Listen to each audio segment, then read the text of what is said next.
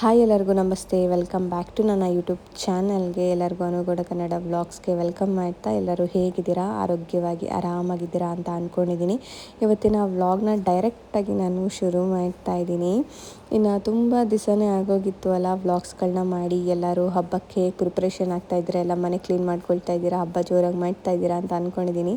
So ಎಲ್ಲರಿಗೂ advance ಆಗಿ happy Varamahalakshmi ಹಬ್ಬದ ಆರ್ಥಿಕ ಶುಭಾಶಯಗಳನ್ನ ತಿಳಿಸ್ತಾ ಇದ್ದೀನಿ. ಇನ್ನು ಇವತ್ತಿನ ವ್ಲಾಗ್ನ ಶುರು ಮಾಡೋದಾದರೆ, ತುಂಬ ದಿವಸನೇ ಆಗೋಯಿತು ನಾನು ಗ್ಯಾಪ್ ಕೊಟ್ಟು. ರಿಯಲಾಗಿ ಹೇಳಬೇಕು ಅಂದರೆ ಎಲ್ಲರೂ ನನಗೆ ಕಾಲು ಮೆಸೇಜು ಮಾಡ್ತಾಯಿದ್ದಾರೆ ಇನ್ಸ್ಟಾಗ್ರಾಮಲ್ಲಿ, ನನ್ನ ವಾಟ್ಸಪ್ಗೆಲ್ಲ. ನನಗೇ ಗೊತ್ತಿಲ್ಲ ಅವರೆಲ್ಲ ಯಾರು ಅಂತ. ಬಟ್ ನನ್ನ ಒಂದು ಎಲ್ಲೋ ಕೂತ್ಕೊಂಡು ಒಂದು ವೀಡಿಯೋಸ್ ನೋಡ್ತಾ ಇರೋರಿಗೆ ಸಡನ್ನಾಗಿ ನಾನು ಬ್ರೇಕ್ ತೊಗೊಂಡಿರೋದ್ರಿಂದ ತುಂಬ ಜನಕ್ಕೆ ನಾನು ಹೇಳ್ದೇ ಬ್ರೇಕ್ ತೊಗೊಂಡ್ಬಿಟ್ಟಿದ್ದೆ. ಸೊ ಅದಕ್ಕೆ ನಾನು ಸಾರಿ ಕೇಳ್ತೀನಿ. ಹಾಗಾಗಿ ತುಂಬ ಜನ ಕೇಳ್ತಾಯಿದ್ರಿ, ಅನು ಹೇಗಿದ್ದೀರಾ, ಆರಾಮಾಗಿದ್ದೀರಾ, ಯಾಕೆ ವೀಡಿಯೋಸ್ಗಳಾಗ್ತಾಯಿಲ್ಲ, ಏನಾಯಿತು ಅಂತ ಹೇಳ್ಬಿಟ್ಟು ತುಂಬಾ ಕಾಲ್ ಮಾಡಿ ಮೆಸೇಜ್ ಮಾಡಿ ಎಲ್ಲ ಕೇಳ್ತಾಯಿದ್ರಿ. ಸೊ ಅದಕ್ಕೆ ನಾನು ನಿಜವಾಗ್ಲೂ ತುಂಬಾ ಖುಷಿ ಆಯಿತು. So thank you so much. ನಮ್ಮ ಫ್ಯಾಮಿಲಿ ಮೆಂಬರ್ಸ್ ಈ ಥರ ಎಲ್ಲ ಕೇಳ್ತಾರಿಲ್ಲೋ ಗೊತ್ತಿಲ್ಲ, ಬಟ್ ನಿಮ್ಮ ಒಂದು YouTube family and Instagram family ಮೆಂಬರ್ಸ್ನ ನನಗೆ ಕೇಳಿದ್ದೀರಾ. So thank you so much. ನಿಜವಾಗ್ಲೂ ಇದು ಸುಳ್ಳಲ್ಲ, ಏನೋ ಹೇಳ್ಕೋಬೇಕು ಅಂತ ನಾನು ಹೇಳ್ಕೊಳ್ತಾ ಇಲ್ಲ, ಬಟ್ ರಿಯಲಾಗಿ ಇರೋದನ್ನು ನಾನು ಹೇಳ್ಕೊಳ್ತಾ ಇದ್ದೀನಿ. ನಾನು ಅದನ್ನೆಲ್ಲ ಕಾಲ್ ರೆಕಾರ್ಡೆಲ್ಲ ಮಾಡಿ ಹಾಕೋದಕ್ಕಾಗಲ್ಲ ಅಲ್ವಾ, ಪ್ರೂವ್ ಮಾಡೋಕ್ಕೆ. ಹಾಗಾಗಿ but thank you so much ಯಾರೆಲ್ಲ ಕಾಲ್ ಮಾಡಿ ವಿಚಾರಿಸಿ ಆ್ಯಂಡ್ ಮೆಸೇಜ್ ಎಲ್ಲ ಮಾಡಿ, ಇನ್ಸ್ಟಾಗ್ರಾಮಲ್ಲಿ ಮೆಸೇಜ್ ಮಾಡಿ ಅಕ್ಕ ನೀವು ಬಿಡಬೇಡಿ ಅಂತೆಲ್ಲ ಹೇಳಿ. ಆ್ಯಂಡ್ ಪುಟ್ಟಿನ ಹಸುಗಳನ್ನ ಫಾರ್ಮ್ನ ಎಲ್ಲ ಮಿಸ್ ಮಾಡ್ಕೊಳ್ತಾ ಇದ್ದೀವಿ, ಹಾಕಿ ಅಕ್ಕ ಅಂತೆಲ್ಲ ಕೇಳ್ತಾಯಿದ್ರಿ. So thank you so much ಹೇಳೋದಕ್ಕೆ ಇಷ್ಟಪಡ್ತೀನಿ. ಇನ್ನು ಹಾಗೆ ಇವತ್ತಿನ ವ್ಲಾಗಿಗೆ ಬರೋದಾದರೆ, ಆ್ಯಂಡ್ ಕೆಲವೊಂದು ವಿಷಯಗಳನ್ನ ಹೇಳಬಾರ್ದು ಅಂತೇನೂ ಇರಲಿಲ್ಲ, ಬಟ್ ಸ್ವಲ್ಪ ಸಮಯ ಬೇಕು ಅಂತ ನನಗೆ ಅನ್ನಿಸ್ತು, ಕಾರಣಾಂತರಗಳಿಂದ ಅಷ್ಟೇ. ಆ್ಯಂಡ್ ಇದಕ್ಕೂ ಕೂಡ ಕೆಲವೊಂದಿಷ್ಟು ರೀಸನ್ ಇದೆ.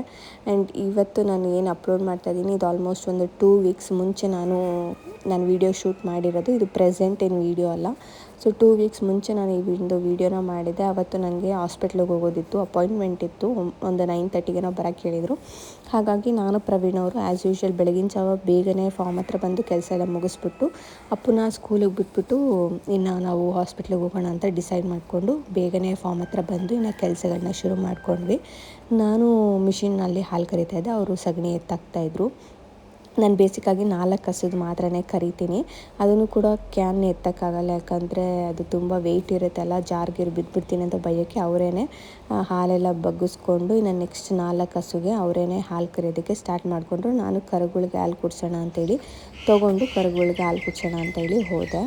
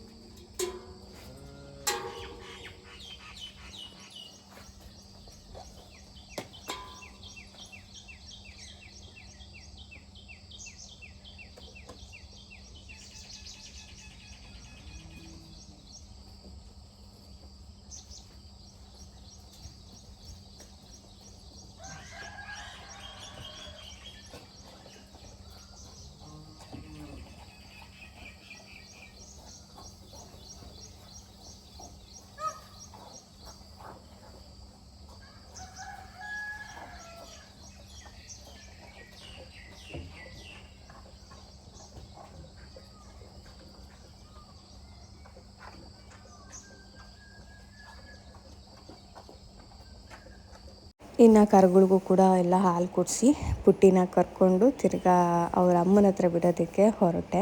ಇನ್ನು ಯಾಕೆ ಇಷ್ಟು ದಿನ ವೀಡಿಯೋ ಹಾಕಿರಲಿಲ್ಲ, ಮೇನ್ ಕಾರಣ ಏನು ಅನ್ನೋದನ್ನು ಈ ವಿಡಿಯೋದಲ್ಲಿ ಸ್ವಲ್ಪ ನಾನು ಹೇಳ್ತೀನಿ. ಫುಲ್ ಡೀಟೇಲಾಗಿ ಹೇಳೋದಕ್ಕಾಗಲ್ಲ, ಅದಕ್ಕೆ ಸ್ವಲ್ಪ ಟೈಮ್ ಬೇಕು ಡೀಟೇಲಾಗಿ ವಿಡಿಯೋ ಮಾಡೋದಕ್ಕೆ. ಯಾಕಂದರೆ ನಾನು ಫುಲ್ಲು ಇವತ್ತೇ ಡೀಟೇಲಾಗಿ ಹೇಳೋದಕ್ಕಾಗಲ್ಲ, ಯಾಕಂದರೆ ನನಗೂ ಇನ್ನೂ ಕರೆಕ್ಟಾಗಿ ಕೆಲವೊಂದು ವಿಷಯಗಳು ನಮಗೆ ಡಾಕ್ಟರ್ಸ್ಗಳು ಏನೂ ಹೇಳಿಲ್ಲ. ಸೊ ಹಾಗಾಗಿಯೇ ಒಟ್ಟಿನಲ್ಲಿ ನನ್ನ ಹೆಲ್ತ್ ಇದರಿಂದನೇ ನಾನು ವೀಡಿಯೋಸ್ ಹಾಕಿಲ್ಲ, ಅದೊಂದು ನಿಮಗೆ ಗೊತ್ತಿರಲಿ ಮೇನು. ಹಾಗಾಗಿ ನಾನು ಡೀಟೇಲಾಗಿ ವಿಡಿಯೋ ಹಾಕಿರಲಿಲ್ಲ. ಸ್ವಲ್ಪ ನಿಮಗೆ ಗೊತ್ತಿರಲಿ ಅಂತ ಹೇಳ್ಬಿಟ್ಟು ಹಾಕಿದ್ದೀನಿ, ಯಾಕೆ ವೀಡಿಯೋ ಮಾಡ್ತಾಯಿಲ್ಲ ಅಂತ ಹೇಳ್ಬಿಟ್ಟು. ಇನ್ನು ಇವತ್ತು ಅದನ್ನು ಶೇರ್ ಮಾಡ್ತೀನಿ. ಹಾಗೆ ಇನ್ನು ಫಾರ್ಮಿಂದ ಕೆಲಸ ಎಲ್ಲ ಮುಗಿಸಿ ಬಂದು ಇನ್ನು ಅಪ್ಪುಗೆ ಅಂತೇಳಿ ಬೇಗನೆ ನಾನು ಚಪಾತಿ ಮತ್ತು ಬೆಂಡೆಕಾಯಿ ಪಲ್ಯ ಮಾಡಿದ್ದೆ. ಅವನಿಗೆ ಚಪಾತಿ ಮತ್ತು ಬಾಕ್ಸ್ಗೆಲ್ಲ ಹಾಕ್ಕೊಡೋಣ ಅಂತೇಳಿ ಹಾಕ್ಕೊಡ್ತಾಯಿದ್ದೀನಿ. ಇವತ್ತು ಅಪಾಯಿಂಟ್ಮೆಂಟ್ ಇದ್ದಿದ್ದರಿಂದ ಬೇಗನೆ ಮಾಡ್ತಾಯಿದ್ದೀನಿ ಟಿಫನ್ನ. ಚಪಾತಿ ತಿನ್ನಬೇಕು ಅಂತ ಅನ್ನಿಸ್ತಾ ಇತ್ತು, ರೈಸ್ ಎಲ್ಲ ತಿನ್ನೋಕ್ಕಾಗ್ತಾಯಿಲ್ಲ, ಹಾಗಾಗಿ ಚಪಾತಿ ಮಾಡ್ಕೊಂಡಿದ್ದೆ. ಅವನಿಗೂ ಬಾಕ್ಸ್ಗೆಲ್ಲ ಹಾಕ್ಬಿಟ್ಟು ಇನ್ನು ಅವನು ಕೂಡ ನಾನು ಸ್ಕೂಲಿಗೆ ಕಳ್ಸೋದಕ್ಕೆಲ್ಲ ರೆಡಿ ಮಾಡಿದೆ. ಅವ್ನು ನೋಡಿದ್ರೆ ಸೈಕಲ್ ತೊಗೊಂಡು ಈಚೆಗಡೆ ಒದ್ದಾಡ್ತಾ ಇದ್ದಾನೆ, ತುಳಿಯೋದು, ಅದ್ರ ಮೇಲೆ ಹಿಡ್ಕೊಂಡು ಆಡೋದು. ಬೆಳಗ್ಗೆ ನನಗೆ ಈ ಥರ ಮಾಡ್ತಾನೆ. ಏನಾದರೂ ಸ್ಕೂಲ್ಗೆ ಹೋಗಬೇಕು ಅಂದರೆ ಹಠ ಮಾಡೋದು, ಇದನ್ನೆಲ್ಲ ಮಾಡ್ತಾನೆ. ಆಮೇಲೆ ಸರಿ ಹೋಗ್ತಾನೆ, ಅಂದರೆ ಸ್ಕೂಲ್ಗೆ ಹೋಗಲ್ಲ ಅಂತ ಹಠ ಮಾಡಲ್ಲ, ಬಟ್ ರೆಡಿ ಆಗೋಕ್ಕೆ, ಸ್ನಾನ ಮಾಡೋಕ್ಕೆ, ಇಂಥವುದಕ್ಕೆಲ್ಲ ಚೇಷ್ಟೆ ಆಡೋದಕ್ಕೆ ಮಾಡ್ತಾನೆ. ನನ್ನ ಕೈಗೆ ಸಿಗಲ್ಲ, ಸೈಕಲ್ ಎತ್ಕೊಂಡು ಓಡೋಗ್ಬಿಡ್ತಾನೆ. ನೋಡ್ಬೋದು ಕಳ್ಳನ ಥರ ನಾನು ಬರ್ತಾಯಿದ್ದೀನಿ ಅಂದರೆ ನಿಧಾನಕ್ಕೆ ಎತ್ಕೊಂಡು ಓಡೋಗ್ತಾ ಇದ್ದಾನೆ. ಇನ್ನು ಸರಿ ಅಂತೇಳಿ ಅವನು ಕರ್ಕೊಂಡು ಬಂದು ಸ್ನಾನ ಮಾಡಿಸಿ ಆ್ಯಂಡ್ ಅವನಿಗೆಲ್ಲ ಯೂನಿಫಾರ್ಮ್ ಹಾಕಿ ಆ್ಯಂಡ್ ಚಪಾತಿ ಎಲ್ಲ ಇತ್ತಲ್ಲ, ಸೊ ಎಲ್ಲ ತಿನ್ನಿಸ್ಬಿಟ್ಟು ಬಾಕ್ಸ್ಗೆಲ್ಲ ಹಾಕಿ ಅವನು ಕೂಡ ನಾನು ಸ್ಕೂಲಿಗೆ ಕರ್ಕೊಂಡೋಗಿ ಬಿಡೋದಕ್ಕೆ ಅಂತ ಹೇಳ್ಬಿಟ್ಟು ಕಳಿಸ್ದೆ. ಇನ್ನು ನಾನೇ ಸ್ಕೂಟಿನಲ್ಲಿ ಕರ್ಕೊಂಡೋಗಿಬಿಟ್ಟೆ. ಸ್ಕೂಟಿನಲ್ಲಿ ಕರ್ಕೊಂಡೋಗಿಬಿಟ್ಬಿಟ್ಟು ಇನ್ನು ಅಲ್ಲಿಂದ ನಾನು ಕೂಡ ರೆಡಿಯಾಗಿ ಫ್ರೆಶಪ್ ಆಗಿ ಇನ್ನು ಹಾಸ್ಪಿಟ್ಲಿಗೆ ಹೊರಟ್ವಿ ಅಲ್ಲಿಂದ. ಯಾಕಂದರೆ ಅಪ್ಪುಗೆ ನಾವು ಹೇಳಿರಲಿಲ್ಲ, ಇನ್ನು ಅವನು ಹಠ ಮಾಡ್ತಾನೆ ನಾನು ಬರ್ತೀವಿ ಅಂತ ಹೇಳ್ಬಿಟ್ಟು ಹೇಳಿರಲಿಲ್ಲ. ಸೊ ಹಾಸ್ಪಿಟ್ಲಿಗೆ ಹೋದೆ. ಇನ್ನು ಅಲ್ಲಿ ಸ್ವಲ್ಪ ಜನನೂ ಕೂಡ ಇದ್ದರು, ಹಾಗಾಗಿ ಸ್ವಲ್ಪ ಒಂದು ಗಂಟೆ ಆಯಿತು, 1 ಗಂಟೆ 1:15 ಆಗೋಯಿತು. ನಾವು ಅಪ್ಪನ ಕರ್ಕೊಂಬರೋ ಟೈಮ್ ಆಗೋಗಿತ್ತು. ಸೊ ಎಲ್ಲ ಚೆಕಪ್ ಮಾಡಿಸ್ಕೊಂಡು ಬರೋ ಅಷ್ಟೊತ್ತಿಗೆ ಅವನು ಓ ಅಂತ ಅಳ್ತಾ ಇದ್ದ. ನಂಗೆ ಗೊತ್ತು ನೀವು ಹೋಗಿದ್ದೀರಾ, ನನಗೆ ಕರ್ಕೊಂಡು ಹೋಗಿಲ್ಲ ಅಂತೇಳಿ ಜೋರಾಗಿ ಅಳ್ತಾ ಇದ್ದ. ಏನಿಲ್ಲ ಮಗನೇ, ಬರೀ ಚೆಕಪ್ಗೆ ಅಷ್ಟೇ ಹೋಗಿದ್ದಿತ್ತು, ಏನಲ್ಲೇ ನಾವು ಇದನ್ನು ತಿನ್ನಕ್ಕೆ ಹೋಗಿದ್ವಾ ಅಂತೇಳಿ ನಾನು ರೇಗಿಸ್ಕೊಂಡು ಕರ್ಕೊಂಡು ಬಂದೆ. ಜೋರು ಮಳೆ ಸ್ಟಾರ್ಟ್ ಆಗೋಯಿತು.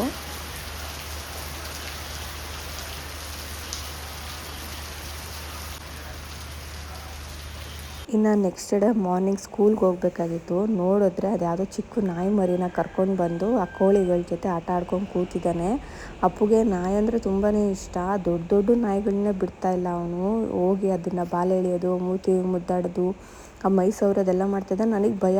ಇವಾಗೆಲ್ಲ ಗೊತ್ತಿರುತ್ತಲ್ಲ, ವಿಡಿಯೋ ಎಲ್ಲ ನೋಡಿರ್ತಿರಲ್ಲ, ನಾಯಿಗಳು ಸಡನ್ನಾಗಿ ಮಕ್ಳ ಮೇಲೆ ಅಟ್ಯಾಕ್ ಮಾಡೋದಲ್ಲ, ನನಗೆ ಅದ್ರ ಭಯ. ಇವನಿಗೆ ಹೋಗಿ ಇದನ್ನು ಮಾಡ್ತಾನೆ. ನಾನು ಅದಕ್ಕೆ ಬೈದುನೇ ಒಳಗೆ ಕರ್ಕೊಂಡು ಬರ್ತಾಯಿದ್ದೆ. ಇವತ್ತು ಯಾವುದೋ ಚಿಕ್ಕ ನಾಯಿ ಮರಿ ಬಂದಿತ್ತು ಅಂತ ಅದಕ್ಕೆ ಇದನ್ನು ಮಾಡ್ತಾಯಿದ್ದ, ಕೂತ್ಕೊಂಡು ಆ ಕೋಳಿಗಳ ಜೊತೆ ಆಟ ಆಡೋದು ಎಲ್ಲ ಮಾಡ್ತಾಯಿದ್ದ. ಸ್ಕೂಲಿಗೆ ಟೈಮ್ ಆಗುತ್ತೆ ಅಂತಲೂ ಅವ್ನಿಗಿದಿಲ್ಲ, ಒಟ್ಟಿನಲ್ಲಿ ಆಟ ಆಡಬೇಕು ಅಷ್ಟೇ ನಾನು ಅಂತ. ಬಟ್ ಆ ನಾಯಿನೂ ಅಷ್ಟೇ ತುಂಬ ಕ್ಯೂಟಾಗಿತ್ತು, ಬಟ್ ಏನೂ ತಿಂದಿಲ್ಲ ಅಂತ ಅನಿಸಿದೆ. ಆ್ಯಂಡ್ ಅದಕ್ಕೆ ಬಿಸ್ಕೆಟ್ ಕೂಡ ತಿನ್ನೋಕ್ಕೆ ಬರ್ತಾಯಿಲ್ಲ.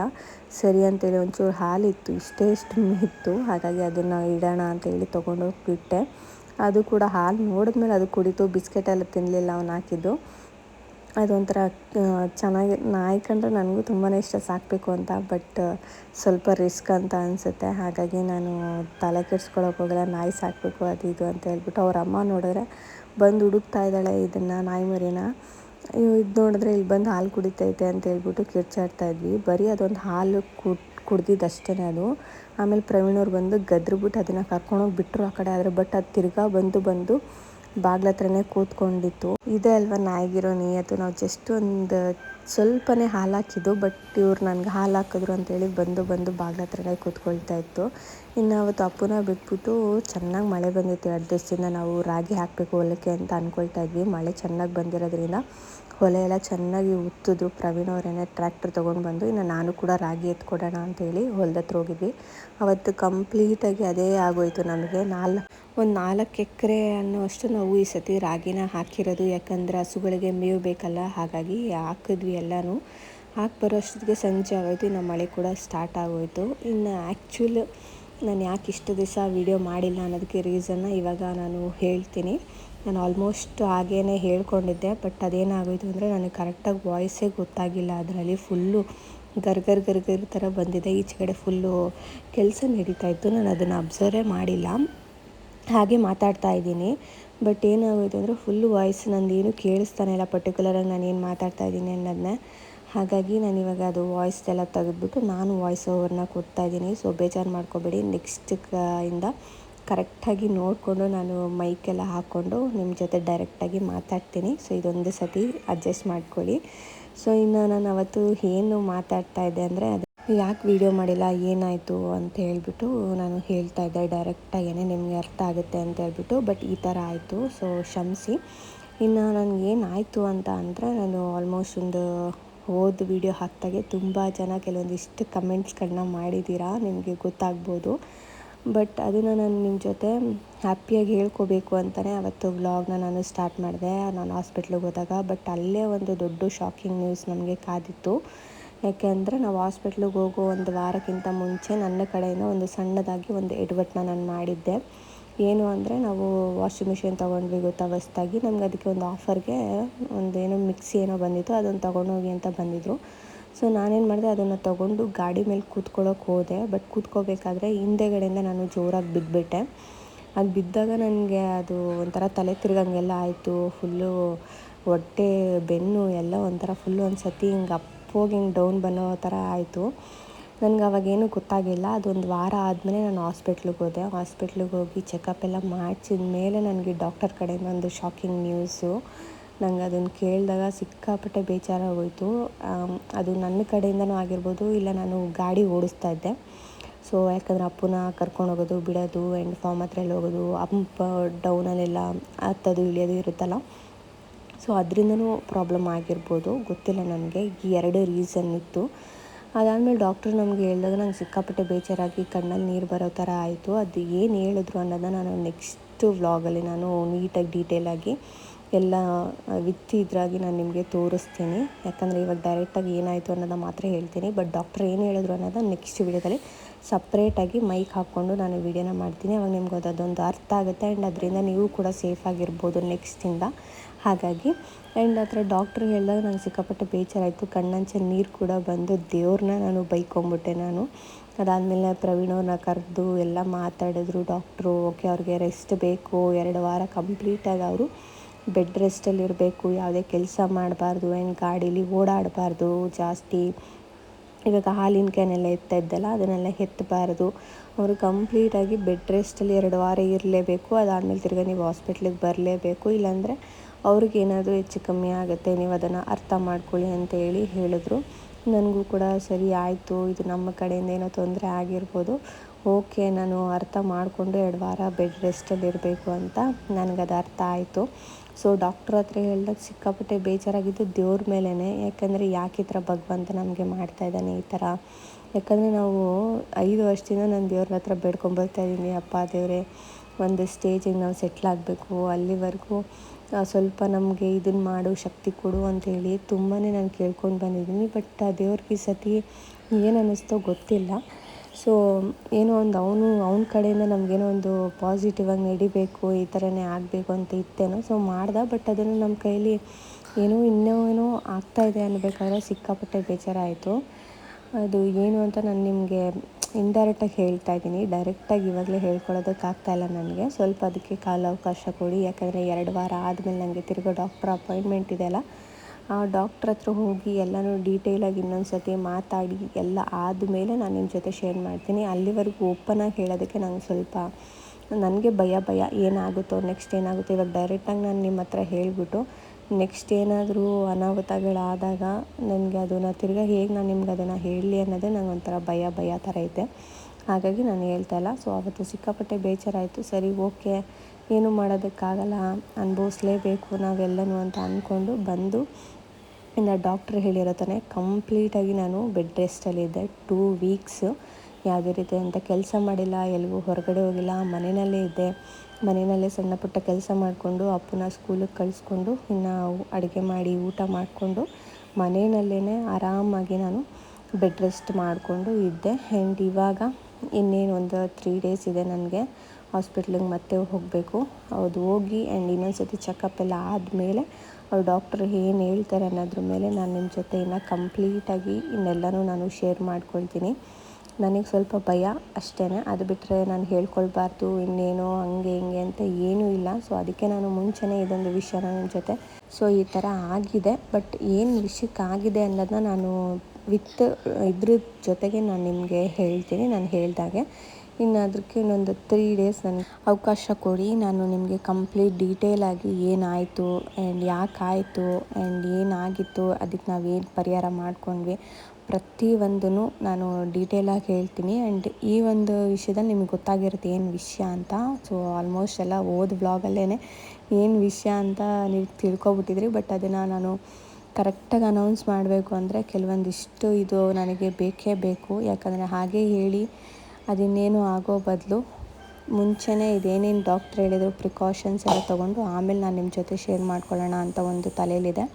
ಹಾಗಾಗಿಯೇ ಇನ್ನೊಂದು 3 ಡೇಸ್ ನನಗೆ ಕಾಲಾವಕಾಶ ಕೊಡಿ. ಆಮೇಲೆ ನಾನು ವಿತ್ ಏನೇನಾಯಿತು ಆ್ಯಂಡ್ ನಾವೆಷ್ಟು ಸೇಫಾಗಿದ್ರೂ ನಮಗದು ಏನಾದರೂ ಒಂದು ಕಡೆಯಿಂದ ಏನಾದರೂ ಎಡವಟ್ಟು ಆಗೇ ಆಗುತ್ತೆ ಅನ್ನೋದು ನನ್ನ ವಿಷಯದಲ್ಲಿ ನೀವು ನೋಡ್ಬೋದು.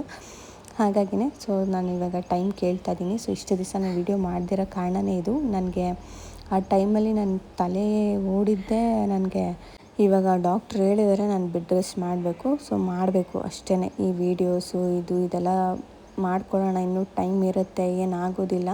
ಅರ್ನಿಂಗ್ಸು ಇದೆಲ್ಲ ಇನ್ನೊಂದು ಕಡೆ ಇರಲಿ, ಪರವಾಗಿಲ್ಲ. ಸ್ವಲ್ಪ ನಾವು ಟೈಮ್ ತೊಗೊಂಡು ಇದನ್ನೆಲ್ಲ ಮಾಡಿದ್ರೆ ನಮ್ಮ ಆರೋಗ್ಯನೂ ಚೆನ್ನಾಗಿರುತ್ತೆ. ನಮ್ಮ ಆರೋಗ್ಯನ ಕೆಡಿಸ್ಕೊಂಡು ನಾವೇನೋ ಒಂದು ಮಾಡಬೇಕು ಅಂತ ಹೇಳ್ಬಿಟ್ಟು ಸುಮ್ಮನೆ ಮಾಡಿಕೊಂಡು ನಮ್ಮ ಆರೋಗ್ಯನ ಕೆಡಿಸ್ಕೊಳ್ಳೋದು ಬೇಡ ಅಂತ ಹೇಳ್ಬಿಟ್ಟು ನಾನು ವೀಡಿಯೋಸ್ಗಳನ್ನ ಮಿನಿ ವ್ಲಾಗ್ಸ್ಗಳನ್ನೆಲ್ಲ ಸ್ಟಾಪ್ ಮಾಡಿದೆ. ಯಾಕಂದರೆ ನನಗೆ ವೀಡಿಯೋಸ್ ಮಾಡೋದಕ್ಕೂ ಕೂಡ ಆಗ್ತಾಯಿರಲಿಲ್ಲ. ಹಾಗಾಗಿ 2 ವಾರ ನಾನೇ ಕಂಟಿನ್ಯೂಸ್ ಆಗಿ ಬ್ರೇಕ್ನ ತೊಗೊಂಡೆ. ಬಟ್ ಅದನ್ನು ನಾನು ಬ್ರೇಕ್ ತೊಗೋತಾ ಇದ್ದೀನಿ ಅಂತಾದರೂ ಒಂದು ವೀಡಿಯೋನಾದರೂ ನಿಮ್ಮ ಜೊತೆ ಶೇರ್ ಮಾಡಬೇಕಾಗಿತ್ತು. ಬಟ್ ನನ್ನ ಕೈಲಿ ಆಗಲಿಲ್ಲ. ಅದಕ್ಕೆ ನನ್ನ ಕ್ಷಮಿಸಿ. ಬಟ್ ಇನ್ನು ಮುಂದೆ ಈ ವಿಡಿಯೋದಿಂದ ನಾನು ಡೈಲಿ ವ್ಲಾಗ್ಸ್ಗಳು ಮತ್ತು ಕೆಲವೊಂದಿಷ್ಟು ಇನ್ಫಾರ್ಮೇಷನ್ ವೀಡಿಯೋಸ್ಗಳು ಮತ್ತು ನೀವು ಕೇಳಿರೋವಂಥ ಪ್ರಾಡಕ್ಟು ಏನೇನೆಲ್ಲ ಕೇಳಿದರೆ ಅದೆಲ್ಲ ವೀಡಿಯೋಸ್ಗಳು ಅಪ್ಕಮಿಂಗಲ್ಲಿ ಡೈಲಿ ಬರುತ್ತೆ. ಇನ್ನು ಹಬ್ಬದ ವೀಡಿಯೋಸ್ಗಳು ಪ್ರತಿಯೊಂದೂ ಇನ್ನು ಡೈಲಿ ಬರುತ್ತೆ. ಯಾವುದೇ ರೀತಿ ಅಂತ ಮಿಸ್ ಅಂತೂ ಆಗೋಲ್ಲ. ಆ್ಯಂಡ್ ಇನ್ನು ಇದು ಏನು ಹೇಳ್ತೀನಿ ಅಂದರೆ ಅದೇ ಹೇಳಿದ್ನಲ್ಲ, ಇನ್ನು ಇದು ನೆಗೆಟಿವಾ ಪಾಸಿಟಿವಾ ಅನ್ನೋದು ನನಗಿನ್ನು 3 ಡೇಸ್ ಆದಮೇಲೆ ಗೊತ್ತಾಗೋದು. ನಾನು ನಿಮ್ಮ ಹತ್ರ ಎಲ್ಲ ಓಪನ್ ಅಪ್ ಆಗಿ ಎಲ್ಲ ವಿಚಾರಗಳನ್ನ ಶೇರ್ ಮಾಡೋದಕ್ಕೆ ಆ ಒಂದು ಅವಕಾಶನ ಕೇಳ್ತಾ ಇದ್ದೀನಿ ಅಷ್ಟೇ. ಬಟ್ ಅದಕ್ಕಿಂತ ಮುಂಚೆ ಇನ್ನೂ ಯಾರೆಲ್ಲ ಚಾನಲ್ನ ಸಬ್ಸ್ಕ್ರೈಬ್ ಆಗಿಲ್ವೋ ಚಾನಲ್ನ ಸಬ್ಸ್ಕ್ರೈಬ್ ಮಾಡ್ಕೊಳ್ಳಿ. ನಾನು ಇನ್ನು ಡೈಲಿ ವೀಡಿಯೋಸ್ಗಳನ್ನ ಹಾಕ್ತೀನಿ. ಅನ್ಸಬ್ಸ್ಕ್ರೈಬ್ ಮಾಡ್ಕೋಬೇಡಿ. ಗೊತ್ತಾಗ್ತಾಯಿದೆ 2 ವಾರದಿಂದ ಎಲ್ಲರೂ ಅನ್ಸಬ್ಸ್ಕ್ರೈಬ್ ಮಾಡ್ಕೊಳ್ತಾ ಇದ್ದೀರಾ ವೀಡಿಯೋಸ್ ಆಗ್ತಾಯಿಲ್ಲ ಅಂತ ಹೇಳ್ಬಿಟ್ಟು. ಬಟ್ ಸಾರಿ, ನಾನು ಒಂದು ಅನೌನ್ಸ್ ಮಾಡಿಬಿಟ್ಟು ಆಮೇಲೆ ಇದು ಮಾಡಬೇಕಾಯ್ತು. ಬಟ್ ಇನ್ನು ಮೇಲೆ ನಾನು ವ್ಲಾಗ್ಸ್ಗಳನ್ನ ನಿಮಗೆ ಹೇಳಿದಾಗೆ ಹಾಕ್ತೀನಿ. ಅಲ್ಲಿವರೆಗೂ ಇನ್ನು 3 ಡೇಸ್ ಆದಮೇಲೆ ನಾನು ಇನ್ನೂ ಡೀಟೇಲಾಗಿ ಎಲ್ಲನೂ ಪ್ರತಿಯೊಂದೂ ಒಂದೊಂದು ವ್ಲಾಗಲ್ಲಿ ನಾನು ನಿಮ್ಮ ಜೊತೆ ಶೇರ್ ಮಾಡ್ತೀನಿ. ಯಾವುದೇ ರೀತಿ ಅಂತ ಮುಚ್ಚಿಡಬೇಕು ಹಂಗೆ ಹಿಂಗೆ ಅಂತ ಏನೂ ಇಲ್ಲ. ಹಾಗಾಗಿ ಆ್ಯಂಡ್ ತುಂಬ ಹೇಳಿದ್ನ ಅಂತಲೂ ನಂಗೆ ಗೊತ್ತಿಲ್ಲ. ಬಟ್ ಇದಕ್ಕೆ ಒಂದು ರೀಸನ್ ಅಂದರೆ ಡಾಕ್ಟ್ರ್ ಹೇಳೋದಕ್ಕೆ ನಾನು ಬೆಡ್ ರೆಸ್ಟ್ನ ಮಾಡ್ತಾ ಇರೋದು. ಹಾಗಾಗಿ ಇದೊಂದು ಕಾರಣಕ್ಕೆ ನಾನು ವೀಡಿಯೋನ ಮಾಡಿಲ್ಲ. ಬಟ್ ಇದನ್ನು ಹೋಪ್ ನೀವೆಲ್ಲ ಅರ್ಥ ಮಾಡ್ಕೊಂಡಿದ್ದೀರಾ ಅಂತ ಅಂದ್ಕೊಂಡಿದ್ದೀನಿ. ಆ್ಯಂಡ್ ಇವತ್ತಿನ ವೀಡಿಯೋನ ನಾನು ಇಲ್ಲೇ ಎಂಡ್ ಮಾಡ್ತಾಯಿದ್ದೀನಿ. ಇಷ್ಟ ಆಗಿರೋ ಚಾನಲ್ನ ಸಬ್ಸ್ಕ್ರೈಬ್ ಮಾಡ್ಕೊಳ್ಳಿ. ಪ್ಲೀಸ್ ಸಬ್ಸ್ಕ್ರೈಬ್ ಮಾಡ್ಕೊಳ್ಳಿ. ಇನ್ನು ಮುಂದೆ ವೀಡಿಯೋಸ್ಗಳನ್ನ ನಾನು ಹಾಕ್ತೀನಿ, ಮಿಸ್ ಮಾಡೋದಿಲ್ಲ. ಇದು ನನ್ನ ಪ್ರಾಮಿಸ್ ಆಗಿರುತ್ತೆ. ಆ್ಯಂಡ್ ಇನ್ನೂ ಯಾರೆಲ್ಲ ವೀಡಿಯೋಸ್ಗಳಿಗೆ ಕಾಯ್ತಾಯಿದ್ರಿ, ಥ್ಯಾಂಕ್ ಯು ಸೋ ಮಚ್. ಈ ಒಂದು ಟ್ರಸ್ಟ್ ನನ್ನ ಮೇಲೆ ಇಟ್ಟಿರೋದಕ್ಕೆ ಯಾರಿಗಾದರೂ ಬೇಜಾರಾಗಿದ್ದರೆ ಸಾರಿ ಹೇಳ್ತಾ ಇವತ್ತಿನ ವೀಡಿಯೋನ ಇಲ್ಲೇ ಎಂಡ್ ಮಾಡ್ತಾಯಿದ್ದೀನಿ. ಸಿಗ್ತೀನಿ ಮುಂದಿನ ವೀಡಿಯೋದಲ್ಲಿ. ಅಲ್ಲಿವರೆಗೂ take care. Bye. Thank you for watching.